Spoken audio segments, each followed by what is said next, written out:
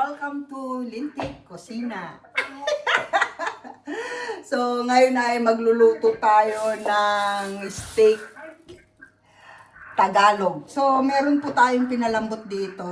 Ginawa ko lang ay minarinate ko muna siya.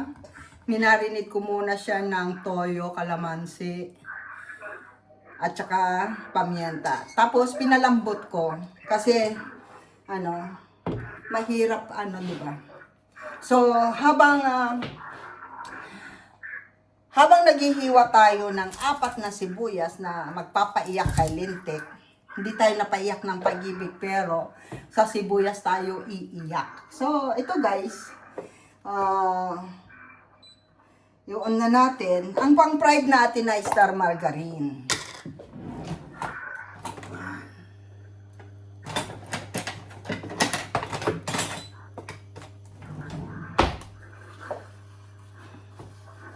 So, ayan guys. Iprito muna natin yung ating beef stick. Bago natin siya gawing ay iprito muna natin yung ating baka. Ayan. Slow cook lang tayo.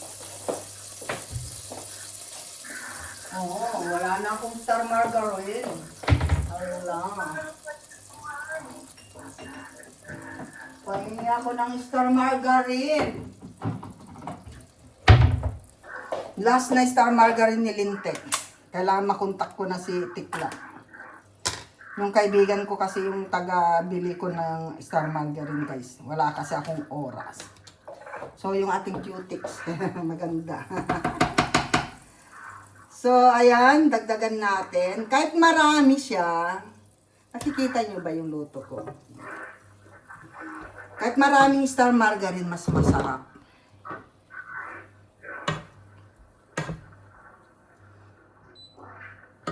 So, habang hinihintay natin na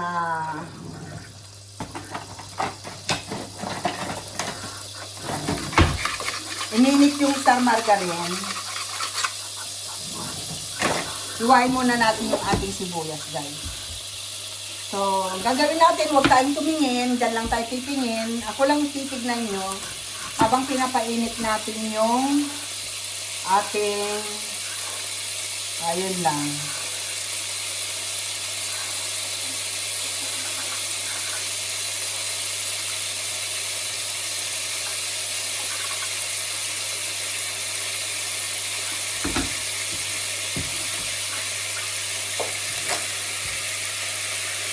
Yan. Wag.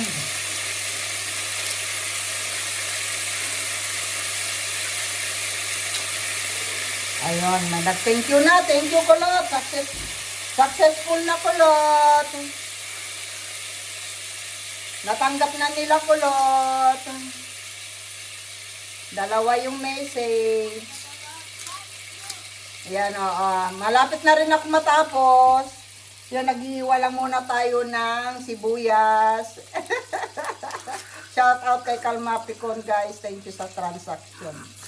So, ayan, medyo nag-uumpisa ang July. Nag-uumpisa ang mga Diyos ko. Tapos ng July, August na guys. So, kaway-kaway na yung mga August 13, August 15, August 16, August 17, August 19, August 25. Ay, ayun guys, nakita niyo yung kawali ko, nag-usok-usok na siya. So, ibig sabihin, si Lintik, yung aking guys, yung aking kuwan ay lagyan natin ng apoy. Nag-usok na yung star margarine ni Lintik. Ayun yung sekreto ng ating beef para lumambot. So, ayan, Ilagay na natin, i-fry na natin.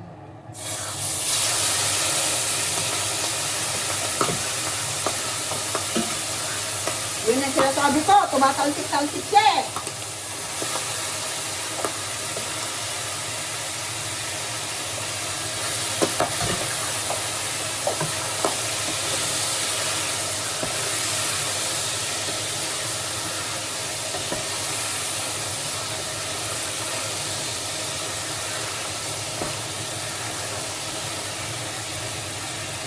So, ayan nakikita nyo guys, ayan. Kaway-kaway ka Ate Trixie Villa, 11. Shout out Ate Trixie, thank you sa info mo, sa recipe na gusto mong luto ng aking binabad na beef. So, ayan guys, yung mga gustong lutuin ni Lintek na akala ninyo comment nyo lang dyan sa baba. Ang talas ng kutsilyo ko. So, shout out din siyempre kay Tatay Jack Perks, kay Maring Beautician, kay Ma'am Elma Abayon, kay Kuya Atawi King, kay Kuya Woody Nasol, kay Ate Jing Nasol, kay Ate Rowena Acosta Vlog, kay Cordapia Ganiwelas, kay Kuya Vince Boy, shout out Kuya Vince Boy, syempre, ayun ang lambot-lambot ng beef. So ayun lang guys, hindi naman natin kailangan yung pritong-prito siya, yung ganyan lang siya. So, gagawin natin ay maglagay tayo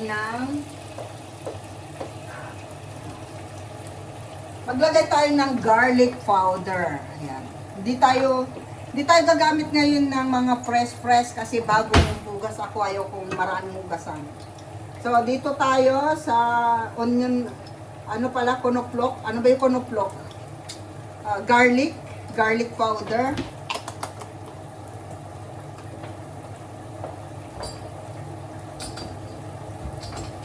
At saka onion powder. Anong nangyari sa onion ko? Bakit ayaw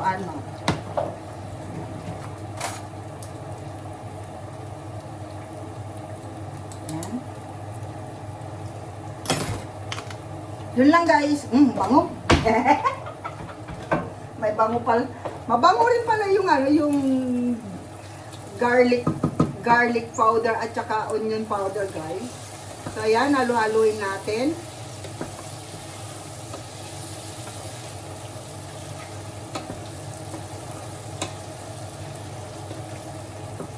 And then meron siyang sabaw dito. Lagay natin yung sabaw, konti lang. And then pataasan na natin yung apoy para wow, ang sarap, ang bango.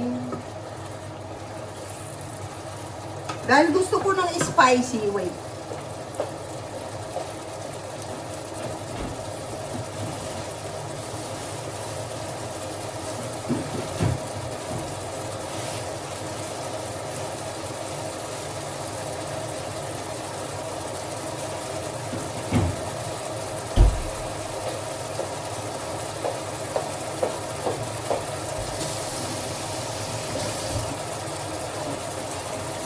Gusto ko yung spicy siya. So, maglalagay tayo ng sili.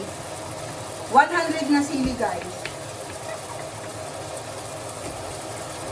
Ang talas ng kutsilyo.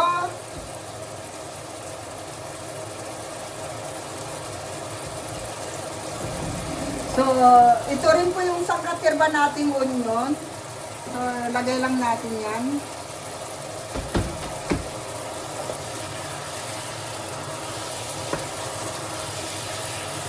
Wow, ang sarap, ang bango.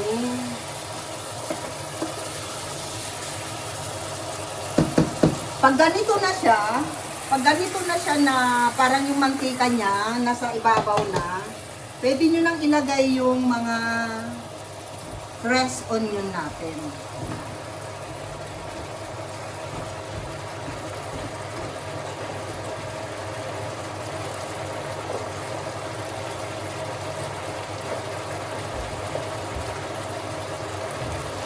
Tapos titimplahan lang natin siya ng Lia Pirin or Worcestershire.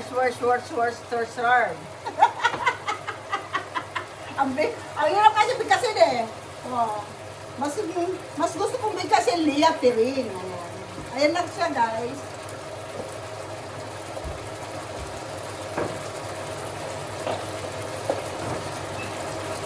Tsaka konting usually yung mga steak, hindi ko alam kung paano gawin yung Tagalog steak.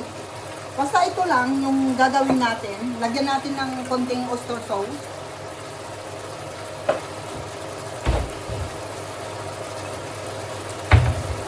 Siyempre yung sekreto ni Lintek, isang katerbang bechin. Bahala kayo kung gaano kadami. Kasi ako naman ang kakain. Sabi nila, masama daw yung maraming ganon, pero hanggang ngayon, buhay pa naman ako eh. Bata pa ako. Ang tatay ko kasi mabitchin guys. Talagang, talagang pag nagluto yun, huwag mong lagyan ng betchin, alam niya. Wow!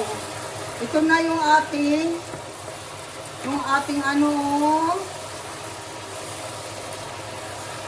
wow, ang bango. Hindi ako nagsisi na sinunod ko si Ate Trixie Villa na steak Tagalog siya. Pinalambot ko muna yung beef. Wow. Ang bango niya.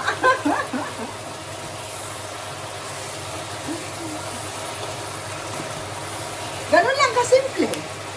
Binabat ko lang yung beef ng lemon, toyo, black pepper, yun lang.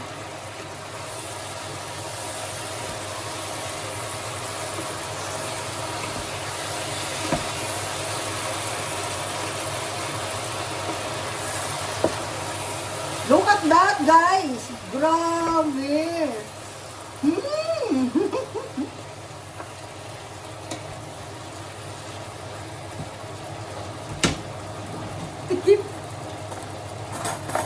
Tikim na tayo.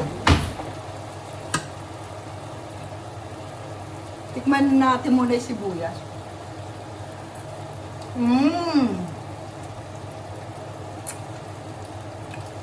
Init. Ang sarap. Hindi kayo magsisi nito. Walang ibang rekado yan. Sibuyas lang. At saka yung pamprito nyo, yung star margarine. Huwag mantika. Star margarine lang. Wow. Siyempre, tikman na natin yung yung beef.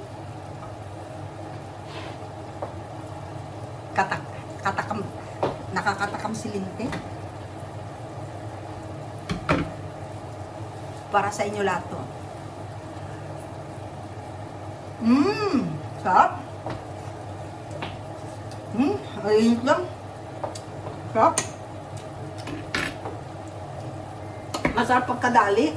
Ang sarap sa kanin. Ay, ayun. Wala akong kanin. Congratulations, Linte. Wala po akong kanin.